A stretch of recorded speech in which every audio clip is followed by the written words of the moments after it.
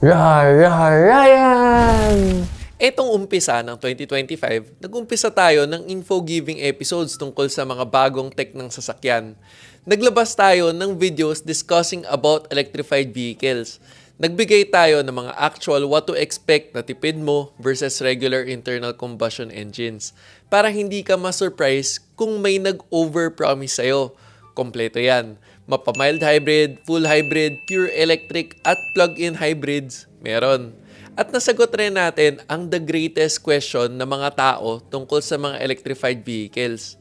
Nabigay rin natin ang what to expect ng battery replacement cost at gastusin sa maintenance para sa mga electrified vehicles at nakompleto rin natin ang all types. At kung nagtanong ka sa actual car brand na nagbebenta ng mga electrified vehicles kung magkano ang battery pero hindi sinabi sa'yo, may video rin tayo para dyan. Ngayon, sa mga videos na yan, tinanong natin ang viewers kung may pambili, anong electrified vehicle ang bibilhin mo. Ang hiyaw ng karamihan, PHEV o plug-in hybrid ang kanilang pipiliin. Pero, worth it nga ba talaga? 'Di ba? Ang contents ko ay para makatulong sa pagbigay ng proper information sa mga viewers. Minsan, to promote critical thinking sa ganitong sitwasyon. Kaya don't forget to like the video and subscribe if you support my advocacy. Hashtag, alam mo ba na may battery palang Hitachi na ang pangalan na ngayon ay Toflong Battery? Tapos, ang slogan ng Toflong ay the heart of the vehicle. Kaya dapat, literal na tough na at long-lasting ang battery nila. Mga Japanese talaga, masyadong literal. At ito rin ay ginagamit na OEM battery ng mga Japanese car brands. JDM, number 1. Tingnan natin ang design philosophy ng plug-in hybrid. Actually, medyo tricky ang mga plug-in hybrids kasi pwede iba-iba ang tingin ng tao dito. Ang initial description ko pa nga dito sa mga unang videos ay hybrid at ng EV. Personally, yun ang definition ko. Pero kung ibang titingin, pwedeng EV plus regular IC engine or EV na may range extender. Kaya ang usual na tingin ng tao dito, best of both worlds. Kasi EV without the range anxiety. Isipin mo na lahat ng benefits ng pure electric vehicle. Instant torque, convenience of charging, kasi pwede sa bahay, low emissions, tapos may IC engine pero hybrid ang tipid. Kung kukonsumo ng gas, low fuel consumption pa rin kumpara sa traditional na internal combustion engines. At dahil dual power source nga, hindi lang walang range anxiety. Kung hindi, charge or fill up anywhere. Kasi mapabahay, charging station o gas station, lahat pwede. Walang tatalo sa plug-in hybrid pagdating dito. Tapos, wala ka pang coding. Parang perfect as a daily driver, no? Pero, minsan, sa buhay, magkaiba ang ideal sa actual. At parati kong sinasabi, walang perfect na kotse. Kung ihahambing natin sa panahon ng ligawan, malamang yan ang mga info na yan yung honeymoon stage. Noong mga panahon na maaga pa, best foot forward, para bang siya na ang best choice. Tapos, as time passes by, doon mo ma-realize, hindi mo pala talaga naisip ano ang pinasok mo. Walang perfect na tao. Isipin mo to kung binili mo yan dahil sa EV benefits niya, tapos bonus yung hybrid, matik nang nawala ang isa sa pinaka-crucial na benefit ng EV, which is ang no change oil or minimal maintenance required per year. Kasi may internal combustion engine ka nga pala ulit na dapat i-maintain.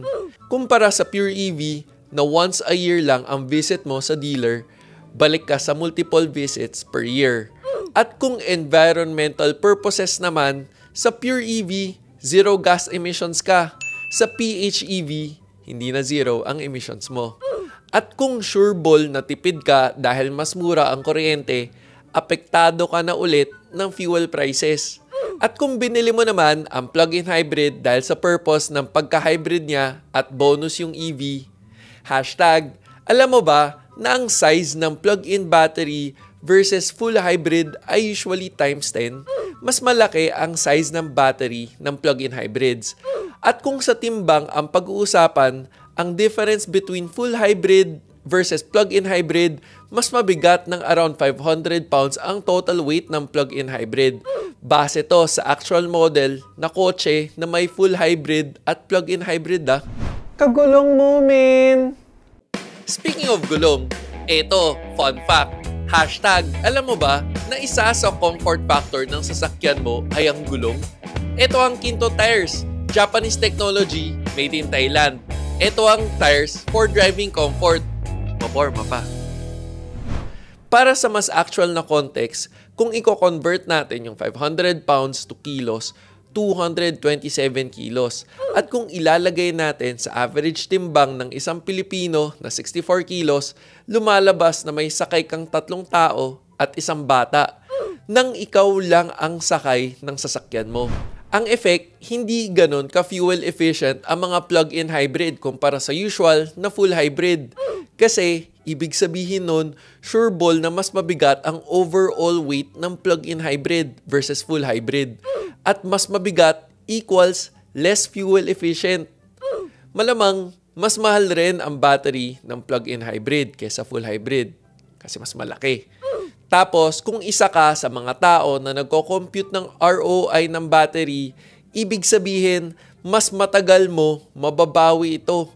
Mas konti ang tipid mo dahil mas mababa ang kilometers per liter. Less fuel efficient na at malamang mas mahal rin ang battery kumpara sa mga full hybrids. Equals, mas matagal na ROI. O sa mas simpleng senaryo na hindi mo kailangan mag-compute, sa bawat labas mo, mapa-pure hybrid or full hybrid, may bit-bit kang hindi mo kailangan pagdating sa plug-in hybrids. Kapag nag-charge ka at nag-drive within range ng battery, tapos isip mo, eto ang purpose mo talaga, may bit-bit kang IC engine and fuel tank na hindi mo naman talaga nagagamit. At kung as hybrid naman, may bit-bit kang battery na mabigat na para bang may kasama ka na ng 3 tao at isang bata kahit ikaw lang mag-isa.